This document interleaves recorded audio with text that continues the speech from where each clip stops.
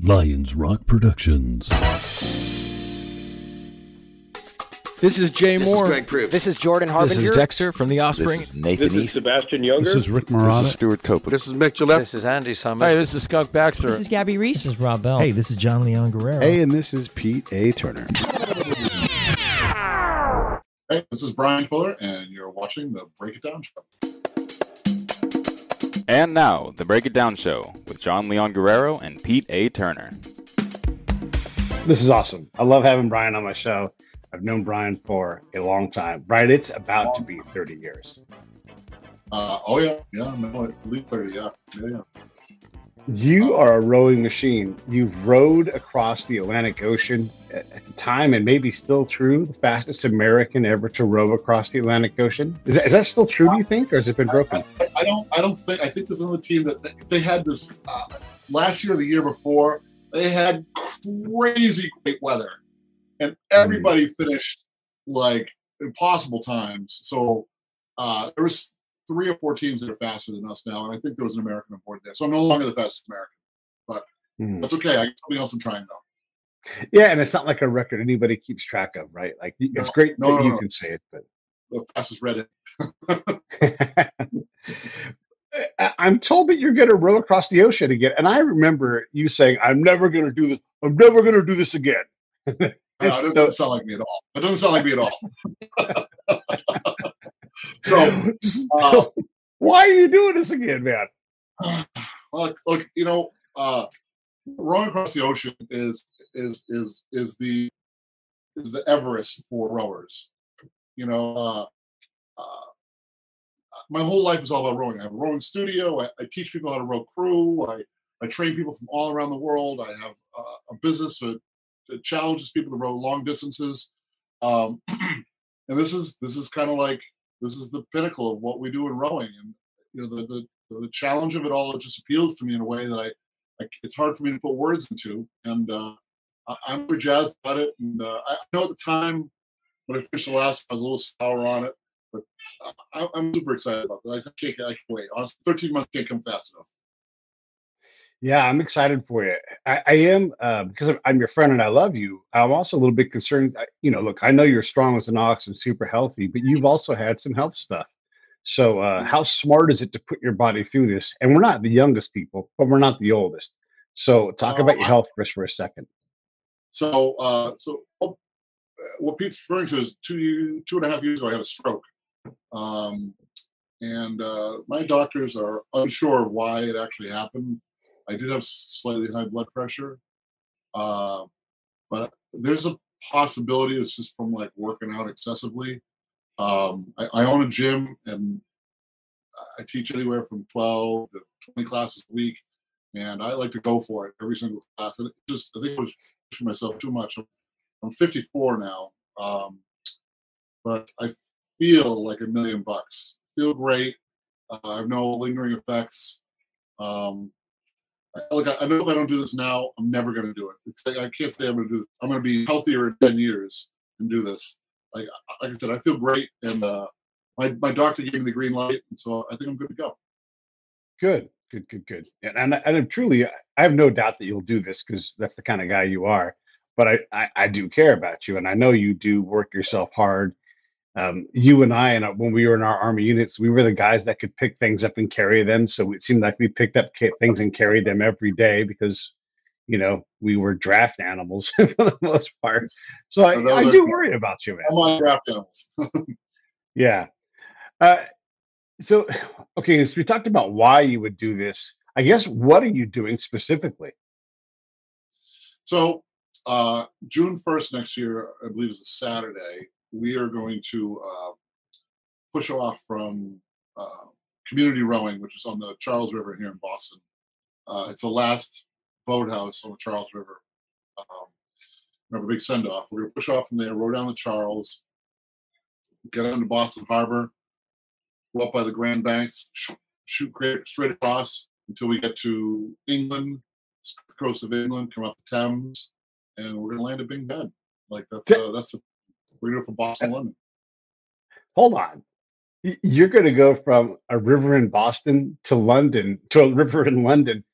Mhm. Don't normally you guys cheat by starting in the Azores and just kind of gently float across over to Barbados? I'm being a little bit silly with that, but you're not So this going is the not, traditional route.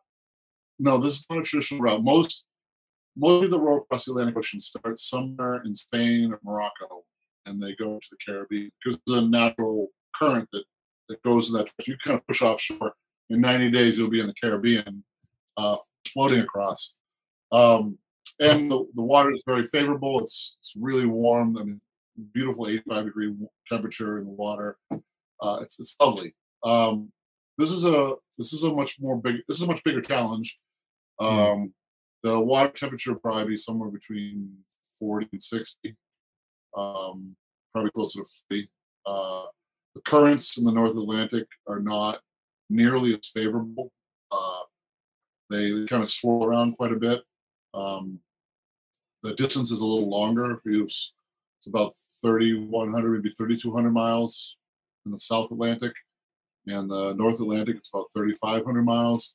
So we're gonna have to wear special gear. We're gonna have to kind of change the way we do our shifts.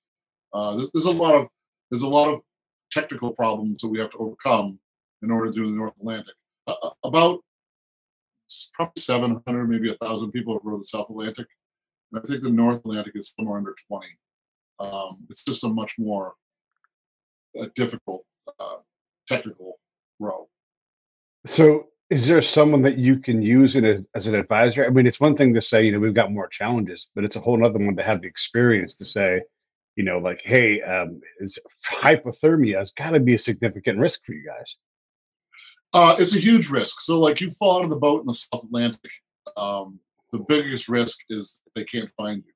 It's not hypothermia. You've got a long, long time before hypothermia steps in the South Atlantic. In the North Atlantic, we actually wear dry suits um, for probably, unless the weather's super duper favorable, like it's just pancake flat, because you don't want to risk falling in. Because if you risk falling in, you probably only have 10 minutes, a half hour before hypothermia starts setting in. Um, and that's the real problem. Cool. We have lots of safety features to make sure we don't fall out of the boat, but that's the risk. You fall out of the boat, you get separated, and then you're exactly right. It's not shark attacks. It's hypothermia that will then kill you long before a shark ever gets to you. And even within the boat, you get if you were rowing in a dry suit, you're going to be soaking wet when you take that thing off, and then you got to lay down inside. So is the boat heated? No. Oh, so super easy. Oh, sorry about that. I just laughed at myself here for a second. No, it's absolutely not heated. We'll probably have some blankets. Mhm. It shouldn't be that bad. Uh, Honestly, we'll just have some clothing inside the cabin. We'll probably be fine. You're pretty warmed up after rowing for 2 hours, and then you go into the cabin.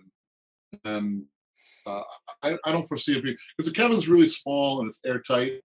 So just by the very nature of me being hot and then walking in there, Okay. and then and the cabin's not on the water directly. Um, you have like the lower part of the boat, the keel is in the water, but the cabin's So if above the it's going to water. be too hot in there, it's going to be No, stuffy no, in I there. think it's gonna be pretty comfortable. I think it'll be pretty Okay. comfortable. We will bring blankets though, but I suspect it'll be pretty comfortable. It was actually a huge problem. That was the biggest problem in the South Atlantic was it was so hot. The cabin would be 120 degrees. We'd have to keep the door open. Even then, it would be like you're just boiling in that thing. Uh, Right. so yeah, I foresee that's not going to be our biggest issue. But you're right. Okay. Staying warm is a problem. And so hypothermia is the biggest issue, or is there something bigger than that? No, hypothermia is definitely the biggest issue. Right.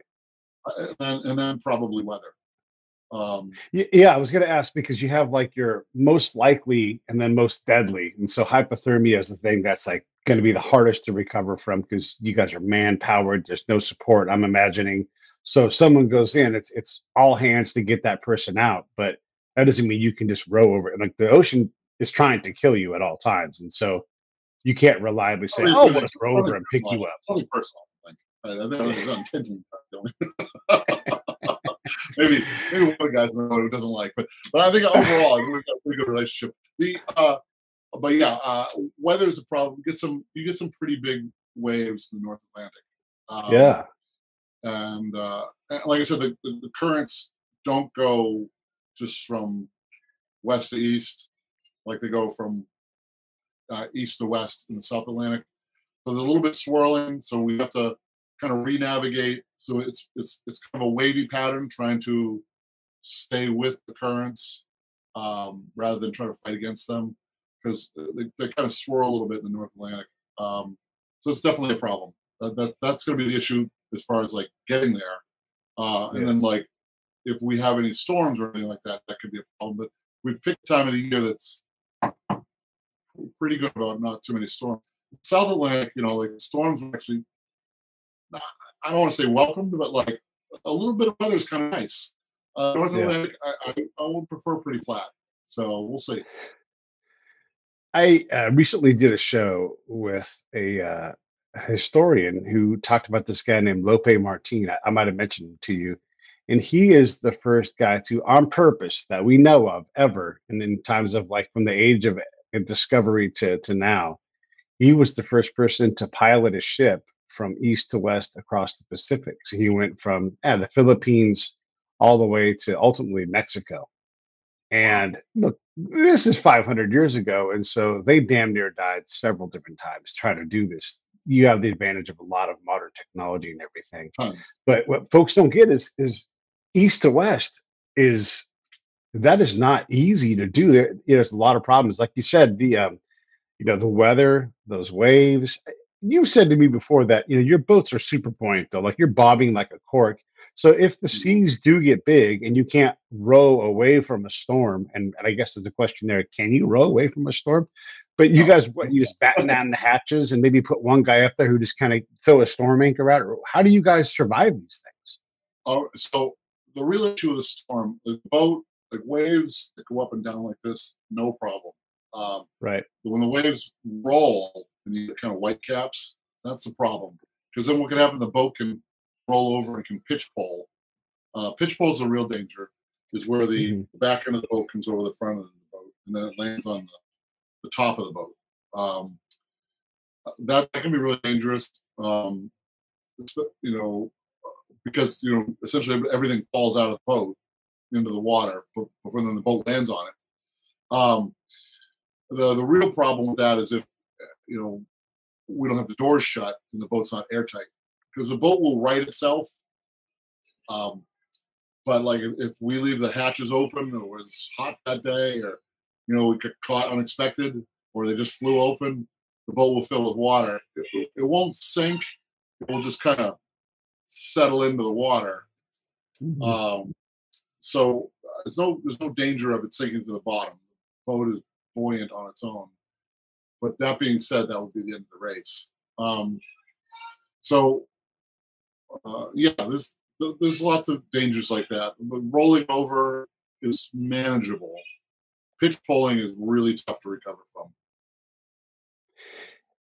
And he said about 20 people have done this. So what's the big thing? Like, why are we doing this? Look, I know we're talking about the exciting stuff, but ultimately the vast majority of the time, you're just going to be rowing for, 2 hours at a stretch or something. And it's going to be pretty, monotony is going to be the biggest problem for you guys, quite honestly.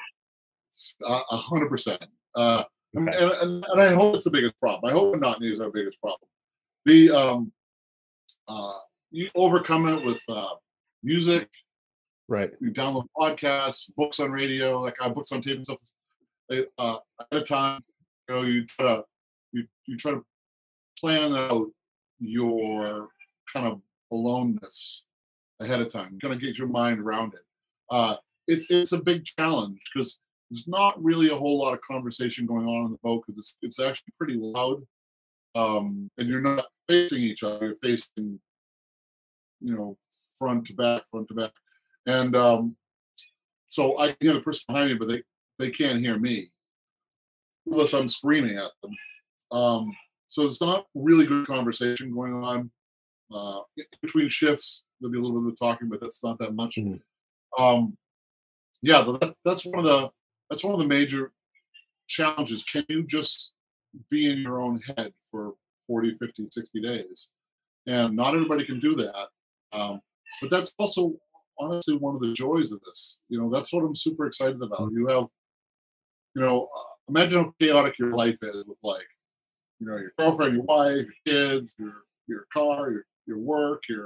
the bills. All this chaos is going on in your life, and you got to be somewhere and do something. But now, for almost 2 months, I just have one thing to do, and I just do that. And in between, I just kind of keep myself clean and sleep and eat some food, and all I got to do is just row. And there's something really liberating about that. That all that everything else is just silence. So it's pretty great. It's pretty great. So I know a bunch of, and I've had them on the show, a bunch of solo sailors. One guy's a guy named Randall Reeves. I don't know if Yep. you've heard of this guy at all or not, but and also another guy named Jerome Rand. And I've had other guys, but those are the first two guys I want to talk about. Both these guys have done significant solo sails. Randall did this. He left San Francisco and he went south all the way down to Tierra del Fuego. So the length of the Americas, and then went around Antarctica, and then sailed up the east coast of the Americas, and then over the top of Canada, and then back down to San Francisco. Wow, And that's pretty. yeah, That's pretty amazing. and you That's can't as even. amazing as it gets. It is about as amazing as it gets. You're right about that. And when we were talking about this, there's all kinds of questions like I've been asking you because this stuff is fascinating. And both he and Jerome talk about Jerome got beset by a calm out in the doldrums in the Indian Ocean. And he also lost his water pump. And so he's doing all his tricks to produce enough water. But at some point, you have to have water. It's really, water's a real problem. And there's plenty of water when it's raining and you can just harvest what comes off the sails. But he wasn't in a position to do that. And he was close enough to the shore that he probably could go get provisioned. But, that's not the challenge. And so you have these problems. And I asked both of these guys, were there times on your sails where you thought, I may not survive this night? Because again, a sailing boat is way more complicated than a rowing boat in terms of rigging and everything else. And one of the things that Randall said is there were times where, and I know you'll get this, a lot of military guys will get this, where I had to go do something on the front of the boat. I am supposed to tie off and then go and clip and go and clip and go and make my way to the front, where the problem is I am so exhausted. The problem is so such a thing that needs my attention that I often had to make the decision to say, I'm just going to the front, I'm just going to fix it. And in this case, safety is not the first priority. Getting this thing done and getting back into the cabin and getting back to sleep or whatever it is was it. And so he had some precautions. His precautions were I'm going to drag these two lines out of the back of the boat at all times, so I have a chance to maybe grab something. But if you're exhausted, you're not going to grab those things. But these guys were able to deal with all that, and they said the benefit, the solo thing, being on your own, the isolation, the sunrises, the things that you can't see anywhere else, the albatross flying with you, they can't trade it. They're driven to do it more. And it seems like you might be of the same kind where this is an amazing thing and you want the experiences that come in spite of the challenges and the dangers, et cetera. I don't disagree with that. I think it's spot on. It's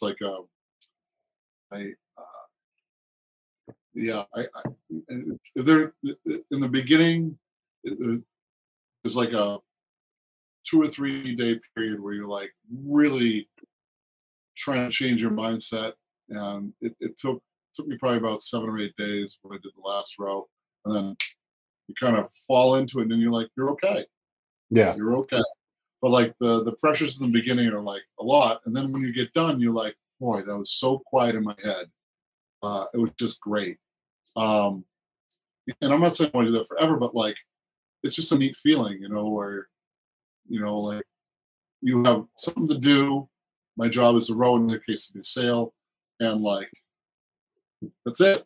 There's nothing else going on. and that's a really great feeling. Yeah. I can imagine. I actually, I crave that. I want to have that experience. Very close. The It's the ultimate. Yeah, I can try. My body is so beat up. I'm trying desperately to get my body healthy enough to just work out every day, and that is proving to be hard. But this is not about me. It's about you. Ultimately, what I want to ask you is, what's the purpose here? I mean, obviously, you want the isolation, you want the challenge, you want the record. We'll talk about the Oh, record in a second. But why are we well, doing this? I know you're a charitable heart. so the purpose is we're trying to raise money for a specific charity. Um, when I first learned how to row, there was an organization called Community Rowing in Brighton. They offered free rowing for veterans. You could learn how to do crew, even row the head of the Charles. And I I found out about it randomly, and I called them up and they're like, "Yeah, come on down." I went down, and for me, it was a life changing event. Um, Much like most people when they leave the military, it's not a smooth transition to civilian life. Some people it's smooth, but most people really struggle with it. And I struggled with it just like I think a lot of people have. And I didn't realize that I was struggling with it, and I didn't acknowledge it. And so for about 10 years after I left the military, I was sort of a little bit ashamed of my service in the military. I was a little bit ashamed to be a veteran.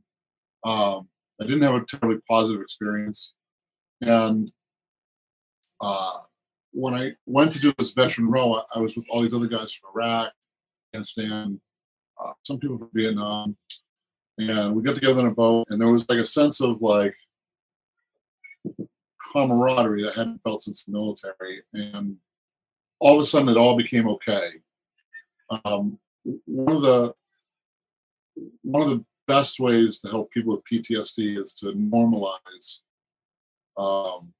stuff, like normalize activities, fishing, bike riding together, football, in our case, the crew.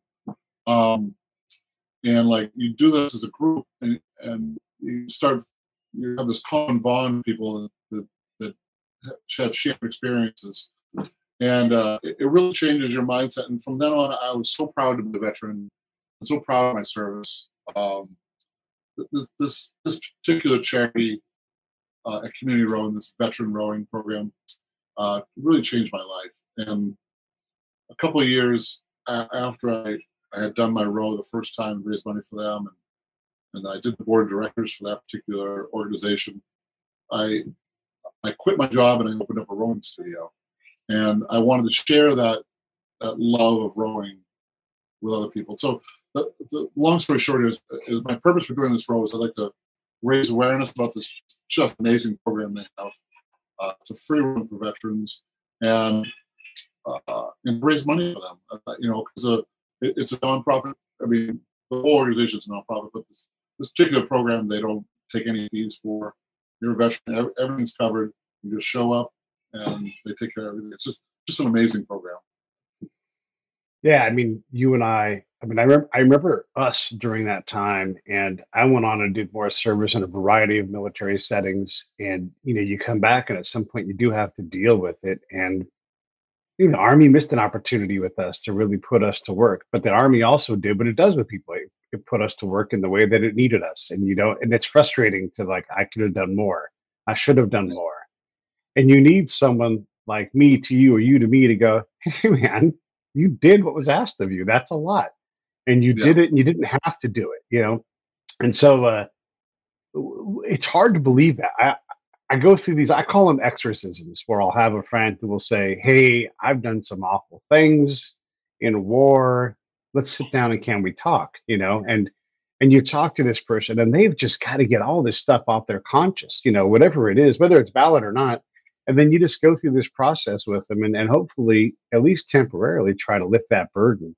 And it is things like equine therapy or being part of a community, doing things that are hard. Bryan, when I used to do my little garbage can racing, it was because it was hard to do. Sure, the racing part was fun and thrilling, but it was like, hey, the engine just blew up. We have 12 more hours to race. Can we go find an engine, and can we get it into this car and get the car back on the track? We know we're not going to win, but we're not going to quit. And there was a lot of value in that when we do our charity ride with Save the Brave. it's not easy. It's just like being deployed. You're working 16+ hour days. You have to have a great attitude the entire time. It's going to be hard. It's going to be dangerous, but we dig in. We did this in 2020, right? Right across all the southern states, from California all the way across to South Carolina. And we knew the danger. We mitigated the risk, and we went out and did it. And there's huge value in that. And people swarmed out to support us. It was a brilliant thing, and it continues to be a brilliant thing. So I get that whole vibe, and thank you for doing it. I mean, I know this is what you do, and it's on theme for you, but that doesn't mean that you don't deserve thanks for it. So I appreciate you doing that. Are you going for the record? I know you, and there's probably a yes, or you've probably built a sweetheart team here going for it. And then what is the record? So the current record, as far as I can tell, it's only one of the team that's ever left from North America and gone to England. They went from New York to London, or not to London. They just went to New York to England, and I don't think they definitely didn't go to London. And that took them about 60 days. I think we can do it in 45. We have quite a team assembled. We have an Olympian. We have myself that does rowing for a living. The other two guys are superstar athletes. Most people that do rows across the Atlantic, or these like kind of long rows, are not necessarily rowers. They're just adventurers. It's like the people that climb Mount Everest are not necessarily mountain climbers. They are people that can pay the $50,000 to climb Mount Everest. So in this case, we are actually a team of really good rowers. So I think we can maintain a pretty good pace. That's the hope. And so my record would be the fastest person to circle the Atlantic to do, because everybody that's done the North Atlantic has pretty much done the South Atlantic. So I'm racing against 20 people. We have a really good time in the South Atlantic. So there's a really good chance that I'll be the fastest person to circle the Atlantic. That'd be kind of cool, I think. So I'm digging that. Everything in life is about having something. Like something you can just hold on to and be like, I did that. That was pretty cool. And this would be my one little thing. Yeah. I know the last one wasn't the last one, because you're going to do this one. And this isn't the first time you've tried to get one of these things set up. So we talk about that in a second. But do you think this will be the last time you do this thing? I can't imagine doing something like this again. No, I Okay. just can't. I mean, the only thing left would be to do the Pacific. And I don't know. I'm an Atlantic guy, Boston. I'm over here in the East Coast, and there's nothing left to do on the East Coast. I'll do more ocean rowing for sure. Any chance I get the opportunity to, but it might be something significantly shorter. Yeah. Boy, I'm looking forward to it, though. I really can't wait. I'll push off tomorrow. Let's go. Yeah. And how do you? I guess let's ask these questions. How do you prepare? What do you eat? And then obviously the standard thing: how do you get clean and how do you poop? I'll start with the last one first. We have a bucket, and that's just getting over yourself, and then use the bucket, throw it overboard, clean the bucket afterwards, and then put it back. What do we eat? We primarily eat mountaineering food. It's like freeze-dried food. It's actually, it sounds terrible, but it's not that bad, actually. So you have what's called a little jet boil, which mountaineers use. So it's like a gas can with a little heater element on top, and you heat a thing of water on your jet boil, and you pour it in the packs, and everybody gets hot food, which will be super nice in the North Atlantic. In the South Atlantic, we can eat it cold, nobody cared. What's the other things here? Water. All our water is, we have a desalinator on board, an automated desalinator, and then we also have a hand one too, just in case. But the hand ones, it's a lot of work. You got to really pump that thing to get a gallon of water out of it. How do you get clean? Because you're covered in salt the entire time, right? Yeah. Well, I'm not 100% sure about that. In the South, absolutely covered in salt. You want to just pour water over yourself, just kind of get that salt. You don't realize, like, the waves are constantly spraying against you, so you're constantly getting covered in salt. It'll dry on you, and dry on you. You get like salt sores and all kinds of problems. In the South Atlantic, we'll probably be wearing a dry suit for most of the time, We may jump in the water, but we're basically getting the salt off the dry suit. So we're on the inside of the dry suit. So I don't think it'll be too bad. We'll wash our face. It shouldn't be nearly as much as salty. If we can handle it in the south, we can definitely handle it in the north. But yeah, once a day, I'll just take a bar of soap, pour water over my head, and that's pretty much it. Where does that water go? I mean, that's gray water, right? So you want to get that away from the humans. Does it just get the way the boat is built? The actual top of the boat where we sit, it's kind of pitched out just a little bit like this. So kind of the middle of the boat is the highest part of the boat, and then it comes out at the edges, and there's holes on the deck. So if it rains, it just goes out the sides. If you wash yourself, it just goes out the side. The gray water just goes out the side. And quite frankly, you need to wash the boat every once in a while anyway. So, and you get sweaty, but you really don't get all that dirty because there's no dirt on the boat. There's no dust in the air. There's no you're not around anything that's dirty or oily or greasy. It's just your sweat that dries and salt. So it's not as if you really get all that messed up. If that makes sense. And you guys are crushing what, 10,000 calories a day or something like that? Oh, I would think at least 10,000 calories a day. Yeah, we're running 12 hours a day. So the way we're going to work out our shifts is going to be 2 hours on, 2 hours off throughout the day. And then at the night, we'll do a 5 hour on, 5 hour off. So 5 hours of rowing, that's got to be 2,500, 3,000 calories right there. And then the other shifts rest of the day. Yeah, we'll probably do about 10,000 calories a day. I would think that's about right. We also probably won't eat 10,000 calories a day, so we'll probably have significant weight loss. But all of us are big guys, so the boat's going to go a little faster at the end. Like an F1 car. The less gas in the car, the faster it goes. Absolutely. Well, look, this stuff costs money, right? You're doing all the coordination, you're taking all the time, but I know folks are going to want to support you because getting you in the water allows you to also start to raise money. So how do people right now, as you're leading up, what's the best way they can support you? What's your ask? What do you want per person? So we're looking to raise $100,000. So I'm looking to raise $100,000 personally. Half of everything I raise goes to the program, so $50,000. So this thing probably costs about $50,000 to. I'm personally paying for the boat to be shipped out of Massachusetts to be stored. When we row across, I pay for all the food. When we bring it back, I have to ship the boat back. That's on me, and then I have to send the boat back to this owner because we're renting the boat. Okay.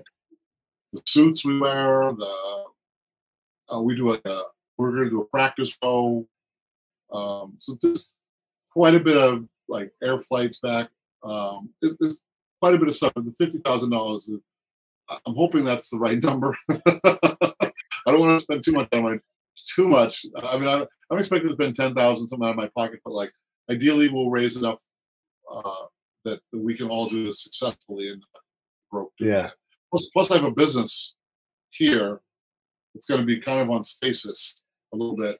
I have some employees that are going to still open and teach classes and stuff, but it won't be at full capacity. But what we'll be doing, though, is I own a small company called Border Rowers. And Border Rowers is a challenge-based rowing company. And so we're going to actually give people the opportunity to row against me across the Atlantic. So it's about 3,500 miles. And so suppose it takes us 50 days. There's going to be teams that are going to be able to race us to try to beat us to London. And a lot of those people will be able to use my studio. So a lot of people local in Brookline here or Boston will be able to use my studio to help compete against us rowing across. And we'll be able to tell people, you'll be able to follow us online. It'll be a little dot.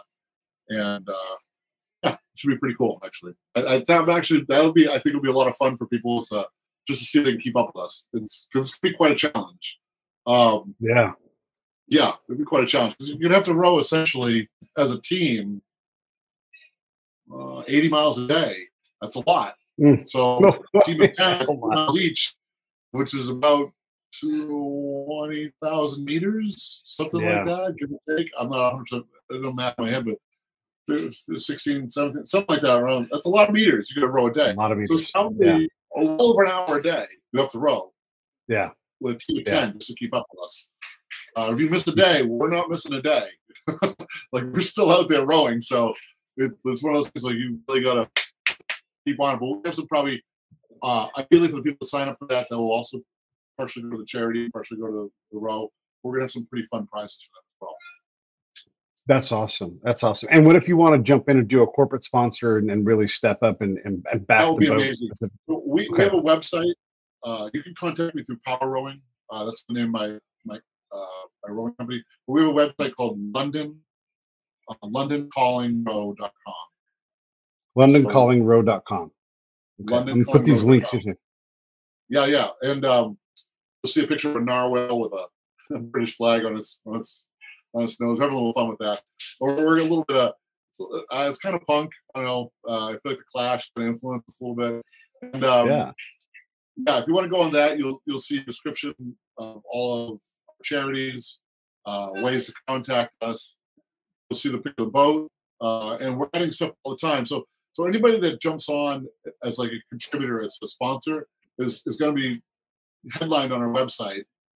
They'll get a lot of attention because we're not doing this for about 13 months. We leave June 1st of 2024, and our hope is to really, showcase the charity, but also showcase our sponsors for their support of our charities.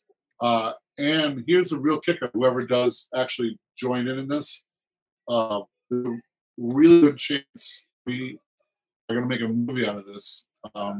We have a Netflix director named Jason, who's done a couple of documentaries for Netflix, who wants to do a documentary on our row.